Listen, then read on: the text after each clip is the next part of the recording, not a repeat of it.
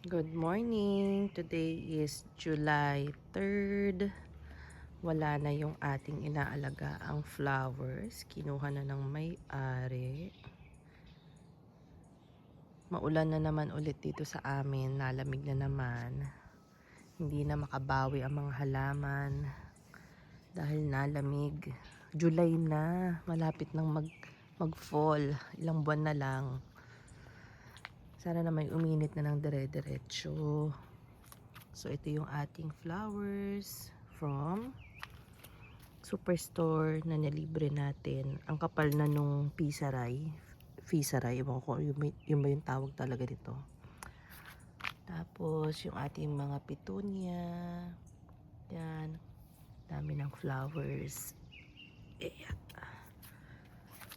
Tapos, itong ating mga halaman dito, yung ating avocado. Haba na din.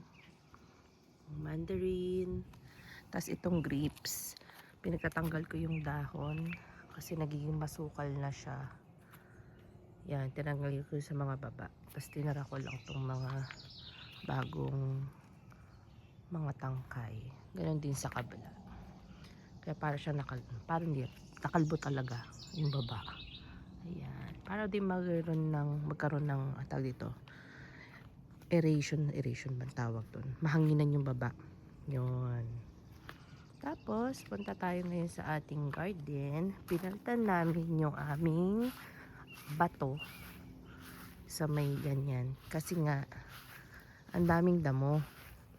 Napapagod na ako magbunot. Pero meron pa rin namang sumisibol sa mga gilid-gilid niya. Pero mas madali na kasi madali na siyang bunutin. Yan yung mga yan. Pero mas maganda siya ngayon kasi wala na nga siyang damo. So, pakita natin yung ating mga gulay dito. Kamatis. Ayan. May mga bunga na yan. O, ha? Tapos yung ating mga onions. Ang dami na ring mga dahon. Natin. Tapos, ito yung ating iba't ibang klase ng kamatis. May bunga na yan. Ayun. Yan. Dami na rin siyang bulaklak. Tapos yung ating Roma tomato, ayan, dami na rin mga bunga, bulaklak. Halos lahat meron na sila. Tapos yung sa kabila na tinanim natin na lettuce. Ayan. Pwede ka na mag-harvest dyan. Dami na siyang mga dahon. Tapos yung tinanim ko na peas, nagsibulan na din yung iba. Tapos yung iba meron pang nasibol. Tapos itong ating zucchini, ang ganda na ng dahon niya, hindi na siya madilaw. So mukhang naka-survive na siya. Tapos ang ating mga flowers, ang dami na rin bulaklak. Ayan. Tapos, yung ating rubeckia. Dami ng buds. Ay, ang ganda nito pag namulaklak.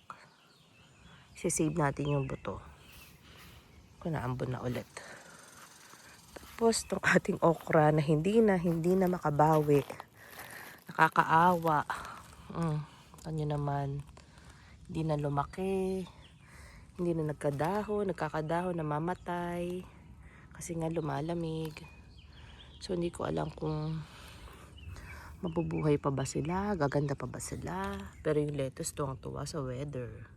Ganda ng kulay niya. Kasi gusto nila yung ganyan, medyo malamig-lamig. Tapos yung ating talbos. Hindi na siya masyadong malungkot. May mga bagong dahon na rin siyang tumutubo.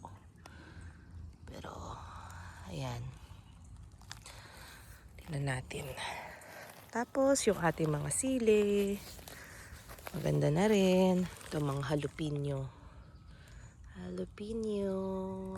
Siling pang sigang. Ito yung siling pang sigang. Tapos yung ating Thai chili. Yung Thai chili natin, ang gandang mamunga. Ang dami ng bunga. Tayo. Ayan. Ay ko. Ayan, naglawitan sila. Sobrang dami na. Ito din, oh. Tapos yung ating shishito pepper. Yan, may bunga na din. Tapos, yung beans. Beans sitaw pala. Hindi ko alam kung mabubuhay ba siya. Yan na siya lumaki. Ganun pa rin yung, ay ito, lumaki, mahaba-haba na sila. Pero hindi ko alam, baka hindi sila hiyang sa weather. Kasi nga, lamig. Tanyo naman ang sili, oh. Daming bunga. Tapos punta tayo sa kabila. Itong ating talong. Hindi na siya madilaw, katulad nung dati. Katulad ito madilaw pa rin eh. Pero yung mga talong natin, hindi na. May mga bagong dahon siya. So, abangan na lang natin kung makakapamunga ba sila or hindi. Tapos yung mga bawang dito, onion leaves. Okay din. Punta tayo dito. Ayan. Ganun pa rin yung dami ng ampalaya. Nagkakaroon na naman siya ng bagong mga sibol-sibol na sasanga yung ano nila, sanga-sanga. Kaso, ewan ko, July na, siguro mga ilang ano pa siguro, pag talagang sobrang init. Pero yung mga cool crops ko, tam yung ganda oh. Gusto nila yung weather talaga. At ang aking lettuce, dami pa rin bunga oh. Ang lettuce, gustong-gusto nila yan. Napakadami. Pwede na mag-harvest. Sa salad. Sa isang araw, mapanguhanan to. Tapos yung ating malaking pepper. Ang dami ng bunga din. Yan. Tapos itong mga nandito, isang hilera yan, mga mustasa yan. Pinaglilipat na natin ating celery. Ayan. Tapos yung pechay bagyo. Okay. Ng ating ampalaya. At syempre ito malungkot pa rin. Ang ating mga tanim dito. Hindi ko alam kung makakabawi ba sila. Madilaw pa rin yung iba. Pero mahaba naman. Ito. Yung mga leeks.